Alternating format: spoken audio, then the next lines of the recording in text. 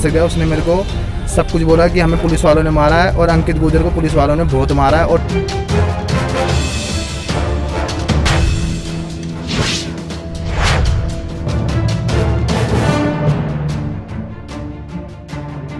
देश की सबसे सुरक्षित कही जाने वाली तिहाड़ जेल की 3 नंबर जेल में अंकित गुर्जर नाम के एक कैदी की संदिग्ध हालत में मौत हो गई है। हम आपको बता दें कि अंकित गुर्जर के साथ ही बैरक में बंद 2 और सगे भाई गुरप्रीत और गुरचरण को भी चोट आई है। गुरप्रीत का इलाज दीनदयाल अस्पताल में चल रहा है। अंकित गुर्जर की मौत सवालों के घेरे में है।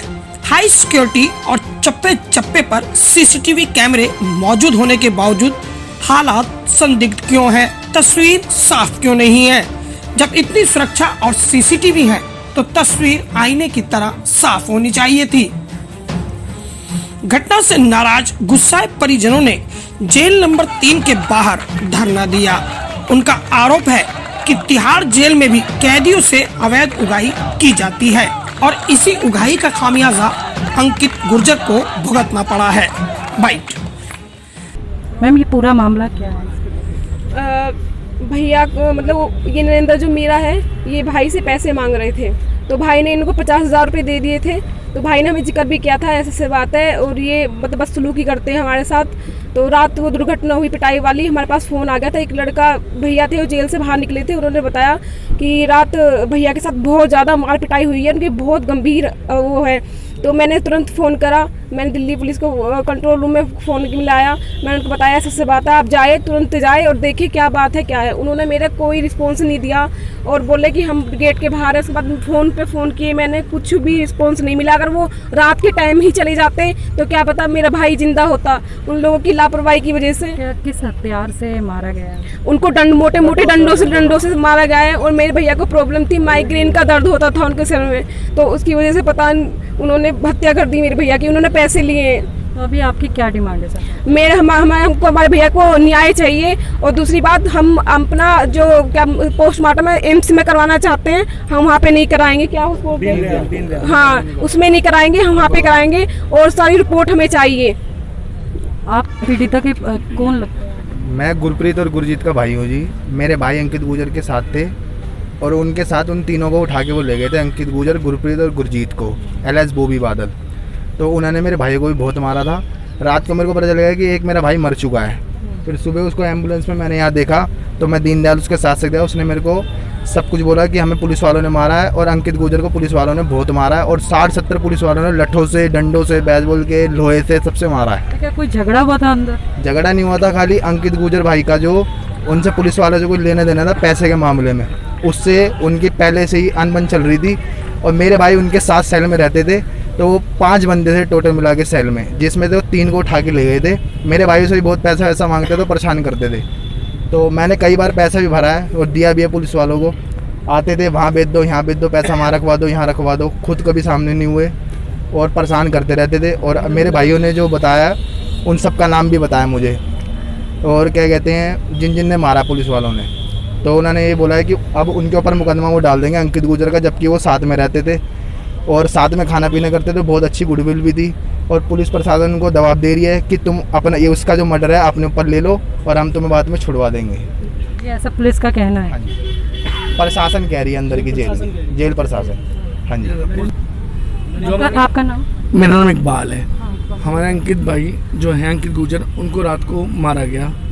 खबर सबके पास आई। रात से हमारी बहन और हमारी माँ दिल्ली में धक्के खाते रहे पूरी रात। हमारा ये छोटा भाई ये धक्के खाता रहा, यहाँ पर आया। प्रशासन ने कुछ नहीं आने जाने दिया।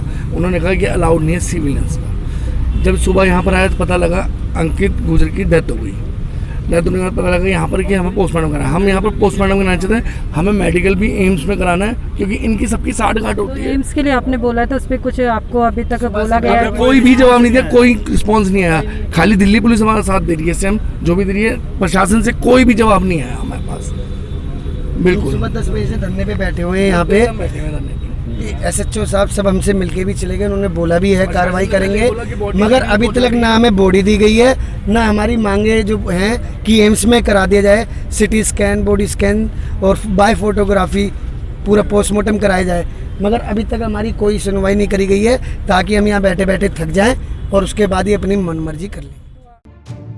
जेल में सुरक्षा के चाक चौबंद इंतजाम है, परिंदा भी पर नहीं मार सकता। ऐसे में लड़ाई के वक्त पुलिसकर्मी कहाँ थे, और यदि जेल में इतनी आसानी से हत्या हो जाती है तो फिर इसे देश की सबसे स्मार्ट जेल का तमगा क्यों दिया गया है?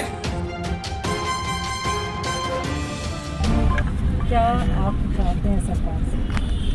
मैं अपने लड़का के न्याय चाहती हूँ, न्याय मिलना चाहिए। मेरे लड़के को मार दिया प्रशासन ने। आपको कब पता चला? हमको रात 10 बजे लड़की ने फ़ोन करा मेरे पास में। लड़की ने फ़ोन करा कि ऐसा बात होगी। जब निकट ली मैं मुझसे, फिर मैं यहाँ 100 नंबर पे कॉल किया, वहाँ उसके ऑफिस गई मैंने उनसे बोला कि मेरे लड़के की पिटाई कर रखी है जेल में, तुम चलो। वे कह लगे कि उससे कोर्ट से लिखवा के लाओ, कितने कोर्ट नहीं कहे, कितने नहीं जाएंगे हम।